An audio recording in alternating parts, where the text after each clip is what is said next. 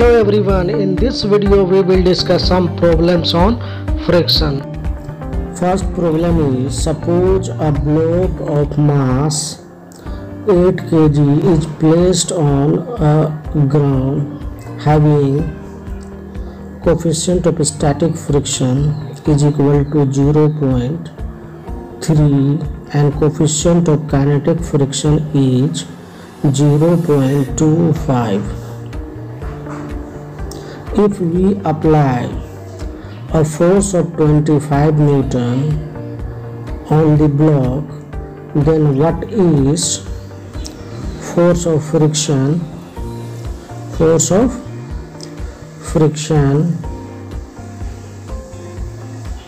and what is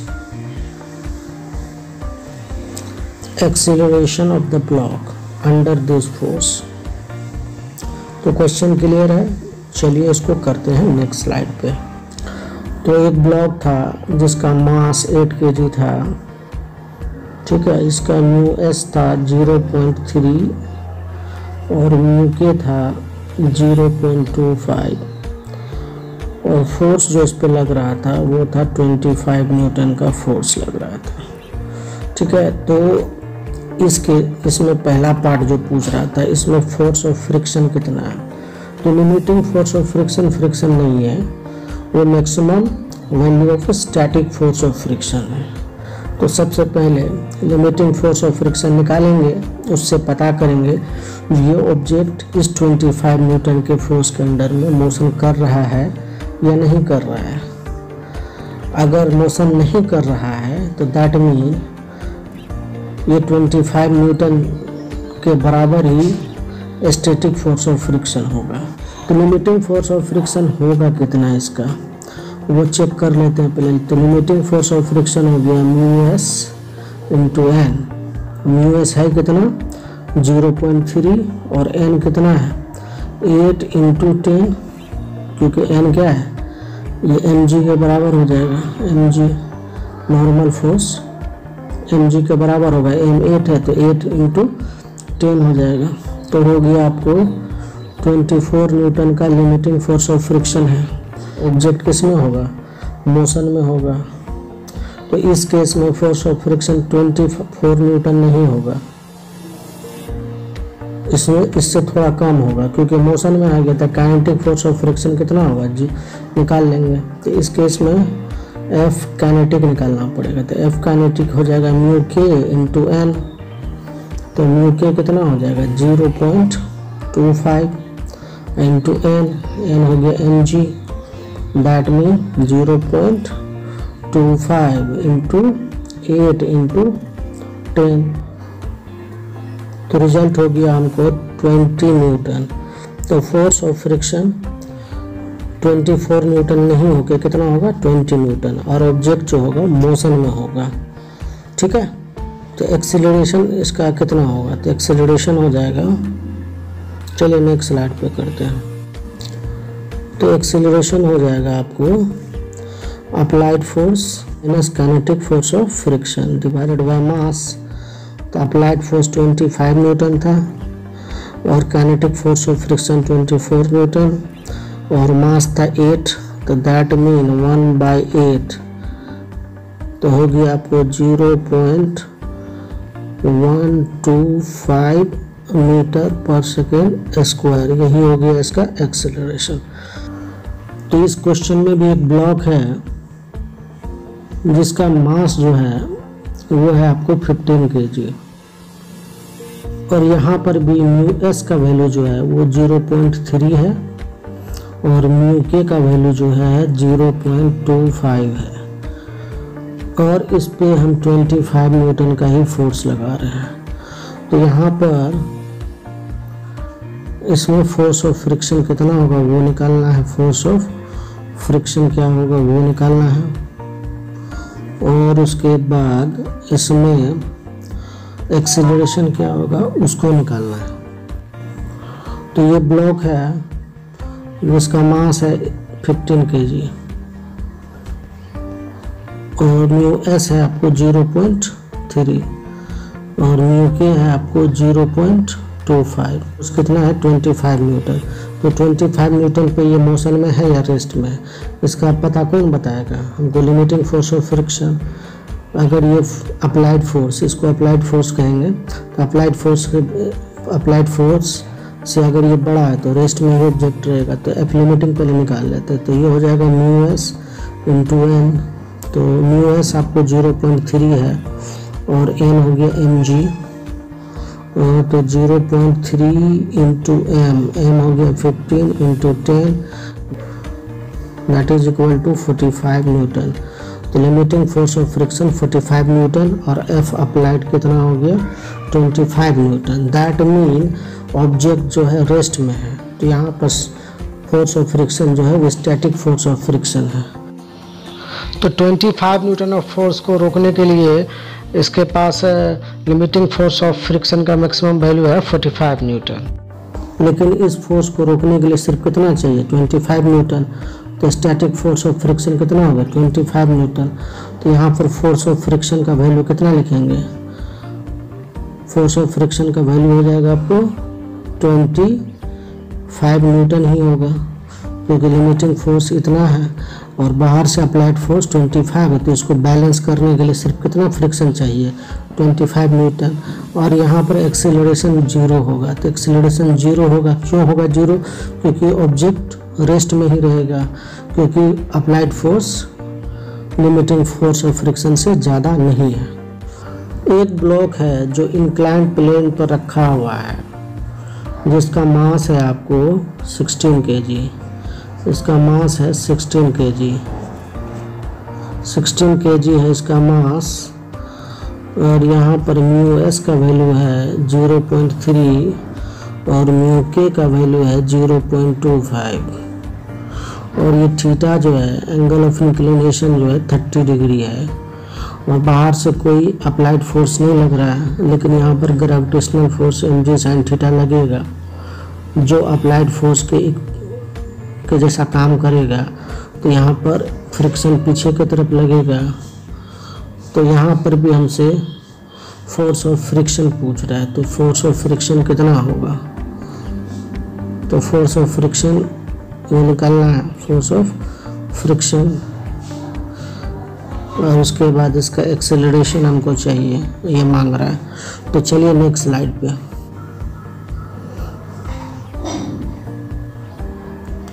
तो ये block है, इसका एक वेट होगा जो वर्टिकली डाउनवर्ड लगेगा और ये अगर थीटा है तो नॉर्मल फोर्स भी इसके साथ थीटा एंगल बनाएगा। ठीक है, इस क्योंकि नॉर्मल इससे 90 डिग्री बना रहा है तो ये क्या होगा थीटा एंगल होगा। तो इसका दो कंपोनेंट होगा, एक कंपोनेंट इधर होगा mg cos थीटा और एक कंपोनेंट इधर होगा mg sin थीटा। अगर ये स्टैटिक होगा तो थीटा बढ़ने से इसका स्टैटिक फोर्स ऑफ फ्रिक्शन भी बढ़ेगा। लेकिन पहले चेक कर लेते हैं लिमिटिंग फोर्स से ये बड़ा है कि छोटा है। तो एफ लिमिटिंग अगर निकालेंगे तो एफ लिमिटिंग कितना हो जाएगा? एफ लिमिटिंग हो जाएगा म्यू एस इंटू एन। तो म्यू एस हमारा कितना था 0.3 और एन जो होगा इस बार एम जी कोस थीटा होगा। तो यहाँ पे लिखेंगे एम जी कोस थीटा। तो ये हो जाएगा 0.3 इंटू एम 16 जी 10 और कोस कितना है? कोस 30 डिग्री। कोस 30 डिग्री कितना होता है? √3/2। तो सबको कैलकुलेट करके हमको कितना आ जाएगा वो निकाल लेना है। तो ये आ रहा है आपको 41.6 न्यूटन। ये लिमिटिंग फोर्स ऑफ फ्रिक्शन, यहाँ पर limiting of force of friction contact surface के बीच में है।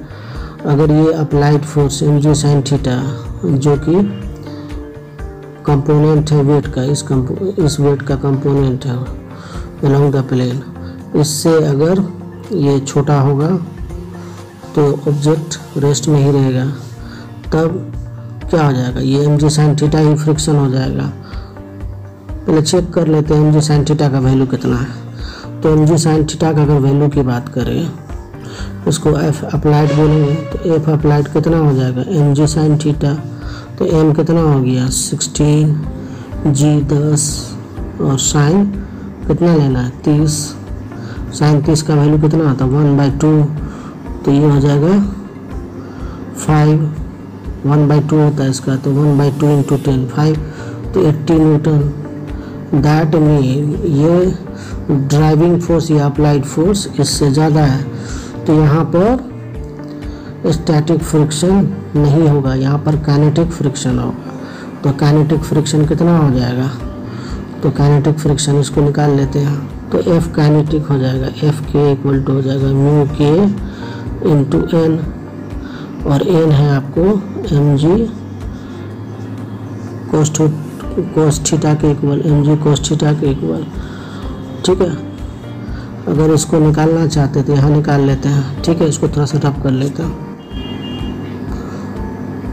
तो म्यू के इंटू mg कोस थीटा का वैल्यू निकालेंगे तो ये काइनेटिक फोर्स ऑफ फ्रिक्शन हो जाएगा, तो इसको निकाल लेते हैं यहाँ पर।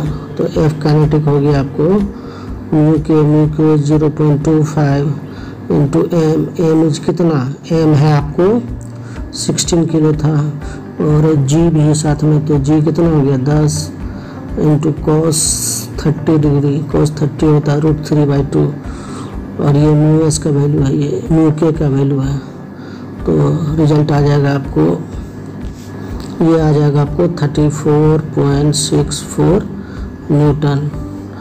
तो फोर्स ऑफ फ्रिक्शन 41.6 नहीं होगा, इतना होगा, काइनेटिक फ्रिक्शन होगा। क्यों होगा, क्योंकि इसको ड्राइव करने वाला फोर्स जो है वो 80 न्यूटन है। दैट मीन ये जो होगा मोशन में हो जाएगा इसका फ्रिक्शन, तो काइनेटिक फ्रिक्शन का वैल्यू ही आंसर होगा इसका। और एक्सेलरेशन भी होगा इस केस में, क्योंकि काइनेटिक फ्रिक्शन लग रहा है, तो एक्सेलरेशन इसका निकाल लेते हैं।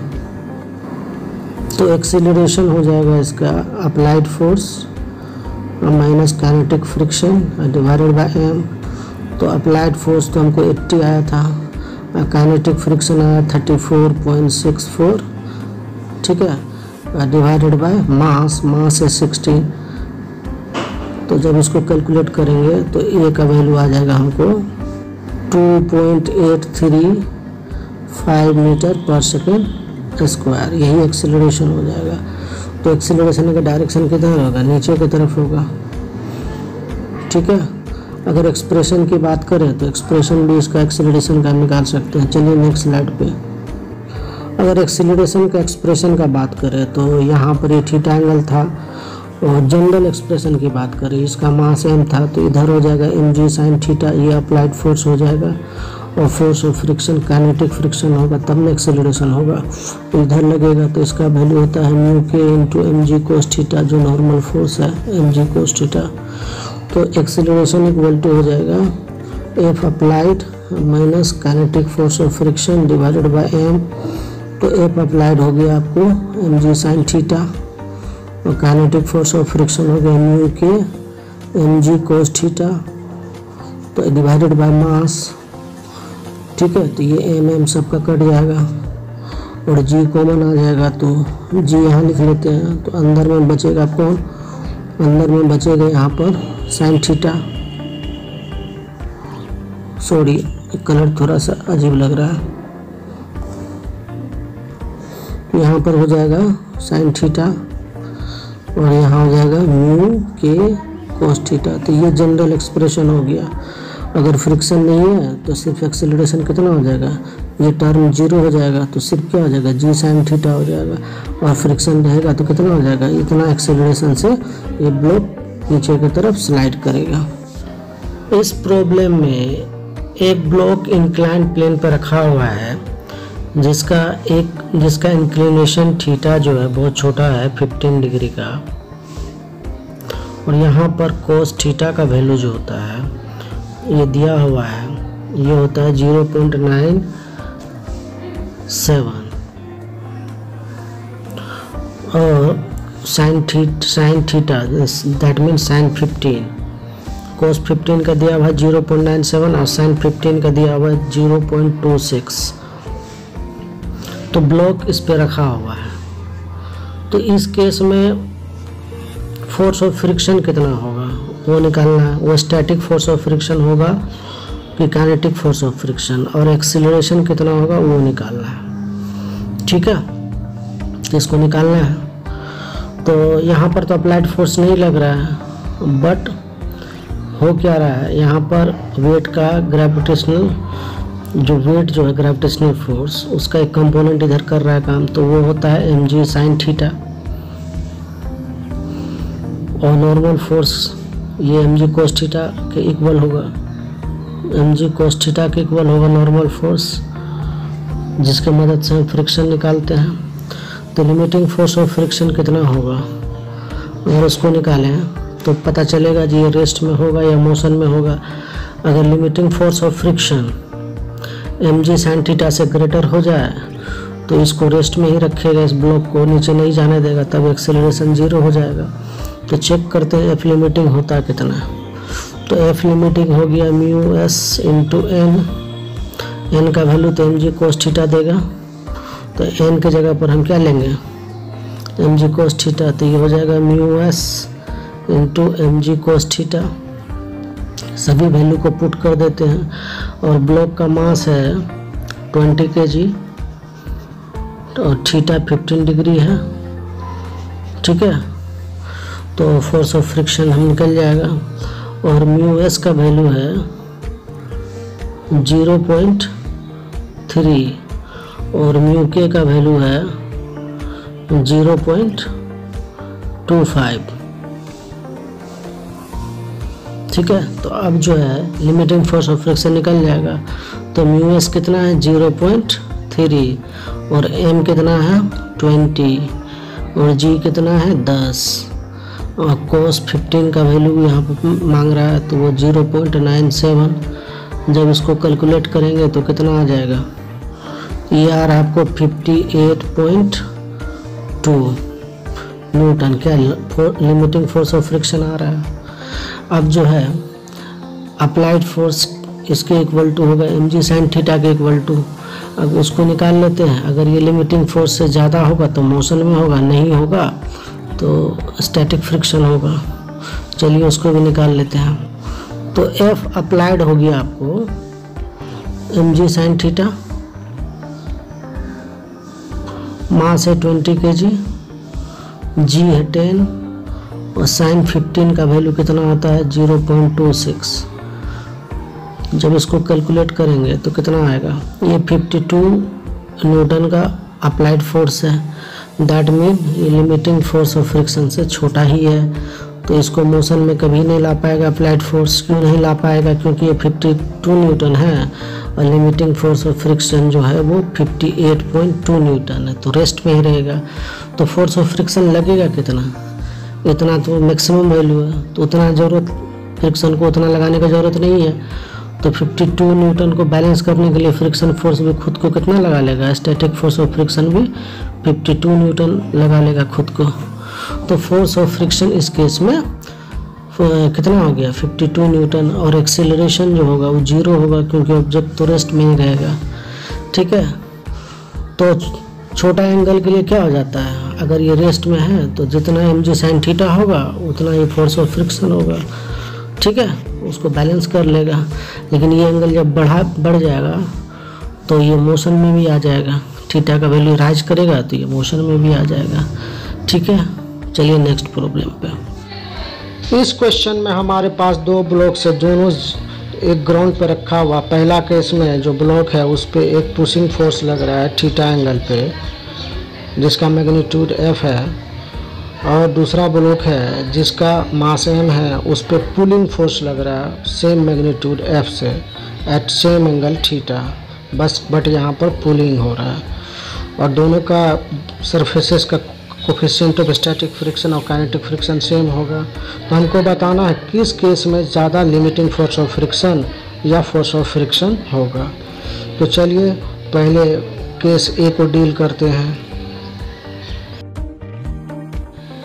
तो यहाँ थीटा एंगल पे पुशिंग फोर्स F लग रहा है। एक कंपोनेंट इस फोर्स का वर्टिकली डाउनवर्ड होगा और एक हॉरिजॉन्टली फोर्स होगा, और mg किधर लगेगा नीचे की तरफ, और नॉर्मल फोर्स ऊपर की तरफ लगेगा। तो इस डायरेक्शन में क्या होगा, वर्टिकल डायरेक्शन में टोटल फोर्स 0 होगा, इधर 0 नहीं होगा हॉरिजॉन्टल डायरेक्शन में। ये क्या हो जाएगा, एफ साइन थीटा हो जाएगा ये वाला फोर्स, और ये हो जाएगा कंपोनेंट एफ कोस थीटा। तो इसको तो रोकने के लिए सही फ्रिक्शन चाहिए, यही फ्रिक्शन का वैल्यू देगा। लेकिन पहले लिमिटिंग फ्रिक्शन की बात करें तो सबसे पहले नॉर्मल फोर्स निकालना पड़ेगा। तो नॉर्मल फोर्स कैसे निकालेंगे, तो टोटल वर्टिकल डायरेक्शन में इक्विलिब्रियम के लिए 0 फोर्स होगा। तो एक फोर्स है एफ साइन थीटा, दूसरा है एन, और ये एम जी। तो हम देख रहे हैं एन सिर्फ ऊपर लग रहा है तो उसको पॉजिटिव ले लेते हैं, एफ साइन थीटा को नेगेटिव, और एम जी भी नीचे पे काम कर रहा है, और ये एम जी नीचे की तरफ लग रहा है। तो सबका समेशन कितना होता है, 0 हो रहा है। तो नॉर्मल फोर्स तो हमारा आ गया M G plus F sine theta. तो इस केस में लिमिटिंग फोर्स ऑफ फ्रिक्शन तो निकल गया। तो लिमिटिंग फोर्स ऑफ फ्रिक्शन कितना हो गया, mu into N, mu S into N. तो म्यू एस इंटू यहाँ पर हो जाएगा एन, एन का वैल्यू हो गया M G plus F sine theta. तो इस केस के लिए एक ऑप्शन ए के लिए लिमिटिंग फोर्स ऑफ फ्रिक्शन हो गया mu S M G F sine theta. अब बी के लिए निकालते हैं। चलिए नेक्स्ट स्लाइड पे। पहला केस में क्या था, ब्लॉक ऐसे था, इस बार जो फोर्स ऐसे लग रहा था, बाहर की तरफ पुल कर रहा था थीटा एंगल पे, एम जी फिर से नीचे लगेगा, इसका एक कंपोनेंट इधर आ जाएगा, इसको बोलेंगे एफ कोस थीटा, और इधर बोलेंगे एफ साइन थीटा। ठीक है, अब फ्रिक्शन लगेगा तो इधर लगेगा। ठीक है, तो यहाँ पर लिमिटिंग फोर्स ऑफ फ्रिक्शन इस केस में क्या होगा, तो mu into mu S into N होगा। एन की बात करें तो टोटल फोर्स का समेशन वर्टिकल डायरेक्शन में क्या होगा, 0 होगा। तो इस बार क्या होगा, ऊपर वाला फोर्स है एफ साइन थीटा, और एक नॉर्मल फोर्स भी होगा। तो यहाँ क्या हो जाएगा, एफ साइन थीटा प्लस ये नॉर्मल फोर्स ऊपर की तरफ और माइनस ये एम जी इक्वल टू 0। तो हमको तो नॉर्मल चाहिए, तो नॉर्मल फोर्स को रखेंगे तो एम जी उधर जाके 0 प्लस एम जी हो जाएगा, और ये माइनस होगा एफ साइन थीटा। तो नॉर्मल फोर्स यहाँ पर कम हो रहा है, एम जी या माइनस एफ साइन थीटा। तो यहाँ पर नॉर्मल फोर्स कम है, तो दैट मीन एफ लिमिटिंग का वैल्यू यहाँ पर क्या हो जाएगा, M G minus F cos theta. ये केस बी है। केस ए में ये प्लस था, यहाँ पर क्या था, प्लस था, यहाँ पर ये माइनस है, दैट मीन इस केस में एफ लिमिटिंग कम है, और ये पुश करना होगा। तो पुश करने में लिमिटिंग फोर्स ऑफ फ्रिक्शन ज़्यादा आ रहा है क्योंकि यहाँ प्लस है। तो किसी ऑब्जेक्ट को पुश करना ज़्यादा डिफिकल्ट है इन कंपैरिजन ऑफ पुल करना। इन केस ऑफ पुशिंग, पुश करने के केस में लिमिटिंग फोर्स ऑफ फ्रिक्शन कितना हो जाएगा, mu S into N plus F sine theta. और in case of pulling, pulling करने के केस में क्या होगा, एफ लिमिटिंग हो जाएगा आपको mu S into N minus F sine theta, क्योंकि नॉर्मल फोर्स पुश करने के केस में क्या हो जाएगा, कम हो जाएगा नॉर्मल फोर्स, तो फ्रिक्शन भी कम हो जाएगा। और पुलिंग के केस में नॉर्मल फोर्स बढ़ जाता है, इसीलिए फ्रिक्शन ज़्यादा लगता है। तो किसी चीज़ को पुल करना आसान है, पुश करना मुश्किल है। इस क्वेश्चन में हमारे पास दो ब्लॉक्स हैं, एक बिगर ब्लॉक है जो नीचे में है और एक छोटा सा ब्लॉक ऊपर में है। तो यहाँ पर इसका मास m1 है, इसका मास m2 है, और ब्लॉक के बीच में जो कॉन्टैक्ट सरफेस है यहाँ पर, इसका कोफिशिएंट ऑफ फ्रिक्शन म्यू है। ठीक है, इसका कलर थोड़ा चेंज कर लेते हैं, और इसका कोफिशिएंट ऑफ फ्रिक्शन क्या है, म्यू है। तो आपको बताना है यहाँ पर कितना फोर्स लगाएंगे जो M2 M1 के बीच में स्लाइडिंग स्टार्ट हो जाए। तो स्लाइडिंग स्टार्ट होने के लिए कोई भी सरफेस किसी भी ऑब्जेक्ट का स्लाइडिंग कब स्टार्ट होता है, जब उसके बीच में अप्लाइड फोर्स अगर F है और इसको रोकने वाला जो अपोजिट फ्रिक्शन है स्टैटिक फ्रिक्शन वो अप्रोच कर ले, लिमिटिंग फोर्स ऑफ फ्रिक्शन को अप्रोच कर ले, तब ये स्लाइड करना स्टार्ट करता है, एक्सेलरेट करना स्टार्ट करता है, मोशन में आना स्टार्ट करता है। तो इस वैल्यू को लिमिटिंग फोर्स तक बढ़ना पड़ेगा। तो इसको आगे कौन लेके चलता है, पहले इसको क्लियर कर लेते हैं। आगे लेके कौन जा रहा है, तो यहाँ पर लगने वाला फ्रिक्शन आगे लेके जा रहा है, स्टैटिक फोर्स ऑफ फ्रिक्शन। लेकिन ये स्लाइड करना कब शुरू होगा, जब ये sliding force of friction limiting force of friction को अप्रोच कर लेगा। तो उस केस में एक्सेलरेशन कितना हो जाएगा पूरा सिस्टम का, जब दोनों ब्लॉक एक साथ मोशन करता है, तो उस केस में एक्सेलरेशन टोटल कंप्लीट सिस्टम का कितना हो जाएगा, इसका कितना हो जाएगा, तो इसका एक्सेलरेशन हो जाएगा total force divided by total mass. तो टोटल मास दोनों ब्लॉक का मास होगा, ठीक है। इतना एक्सेलरेशन होना चाहिए एक साथ चलने के लिए। लेकिन हम इस फोर्स को कितना बढ़ा दें जो ये स्लाइडिंग M2 का स्टार्ट हो जाए ओवर M1, ठीक है। तो उस केस में जो लिमिटिंग फोर्स ऑफ फ्रिक्शन बनना पड़ेगा, तो लिमिटिंग फोर्स ऑफ फ्रिक्शन कितना हो जाएगा, तब यहाँ पर जो लगने वाला फोर्स ऑफ फ्रिक्शन स्टैटिक है जो इसको आगे की तरफ चला रहा है, उस लिमिटिंग फोर्स ऑफ फ्रिक्शन के इक्वल हो जाएगा। अब बोलिएगा जी ये फ्रिक्शन आगे कैसे एक्सेलरेट करा रहा है, तो ये आगे ही कराएगा। क्यों कराएगा, अगर एक BD को खींचेंगे तो ये हो गया पहला बॉडी का BD, ये हो गया दूसरा बॉडी का BD, क्योंकि इस पे फोर्स लग रहा है और ये स्मूथ है, नीचे वाला सरफेस ये स्मूथ है, तो यहाँ तो कोई फ्रिक्शन नहीं लगेगा। लेकिन यहाँ पर इस पे पीछे की तरफ लगेगा friction, static force of friction एक लिमिटिंग फोर्स ऑफ फ्रिक्शन, और इस पे किधर लगेगा आगे की तरफ। तो इसको एक्सेलरेट कौन कराता है, स्टैटिक फोर्स ऑफ फ्रिक्शन या लिमिटिंग फोर्स ऑफ फ्रिक्शन आगे की तरफ। तो इसका वैल्यू अप्रोच जब कर जाएगा लिमिटिंग फोर्स ऑफ फ्रिक्शन की तरफ, तो भी इसमें एक एक्सेलरेशन आएगा, ये जस्ट चलना शुरू हो जाएगा। तो उस केस में एक्सेलरेशन A=2 हो जाएगा, ये फोर्स कितना बढ़ाएंगे जो लिमिटिंग फोर्स ऑफ फ्रिक्शन के बराबर हो जाए, तो उस एक्सेलरेशन को पकड़ेंगे, मल्टीप्लाई करेंगे M2 के साथ, क्योंकि इसी पर फोर्स लगना है इतना F लिमिटिंग। तो M2 गुना कितना लिखेंगे A। अब अगर इसको सॉल्व करेंगे तो ये लिखेंगे M2 इंटू एक्सेलरेशन जो कि F डिवाइडेड बाय M1 जोड़ M2, ठीक है, इतना हो जाएगा।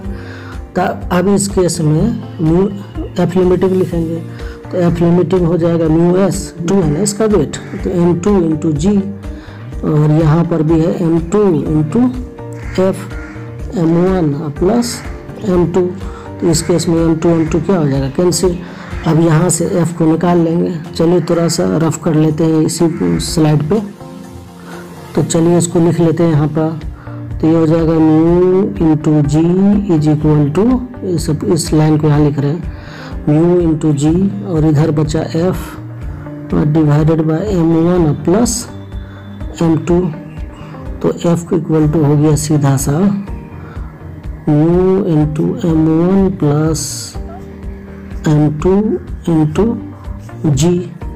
तो इतना फोर्स लगेगा कम से कम, तब ये जो M2 है वो स्लाइड करना शुरू करेगा। अगर इसको सूडो फोर्स से बनाना चाहे तो उससे भी बना सकते हैं। अगर उसी प्रॉब्लम को हम सूडो फोर्स से बनाने की कोशिश करें, तो ये M2 था, ये M1 था, तो इस केस में सिस्टम का एक्सेलरेशन हो गया F equal to M1 plus M2, ठीक है। तो ये M2 जो है M1 के फ्रेम में रखा हुआ है, तो इस पर सूडो फोर्स लगेगा FP पीछे की तरफ। तो सूडो फोर्स कितना लगेगा, pseudo force equal to mass of M2 into pseudo acceleration, that mean M2 into F divided by M1 जोड़ M2 जमा M2। तो इतना एक्सेलरेशन लगेगा। अब इसको रोक कौन रहा है, आगे की तरफ कौन बढ़ाना चाह रहा है, तो फ्रिक्शन फोर्स, या रोक पीछे जाने से कौन रोक रहा है, ये फ्रिक्शन फोर्स। ठीक है, तो ये मैक्सिमम कितना लगा सकता है, लिमिटिंग फोर्स ऑफ फ्रिक्शन तक लगा सकता है ये फ्रिक्शन। तो ये स्लाइड कब करेगा, जब ये लिमिटिंग फोर्स के बराबर ये सूडो फोर्स हो जाएगा तब स्लाइड करवाएगा। तो इस केस में एफ पी को अब इक्वल टू कितना होना चाहिए, कम से कम लिमिटिंग फोर्स ऑफ फ्रिक्शन के बराबर होना चाहिए। तो सूडो फोर्स होगी आपको m2 into F divided by m1 जोड़ m2 और लिमिटिंग फोर्स ऑफ फ्रिक्शन इसका कितना होगा, म्यू इंटू एन। एन होगा, सिर्फ इसका एन लेना है।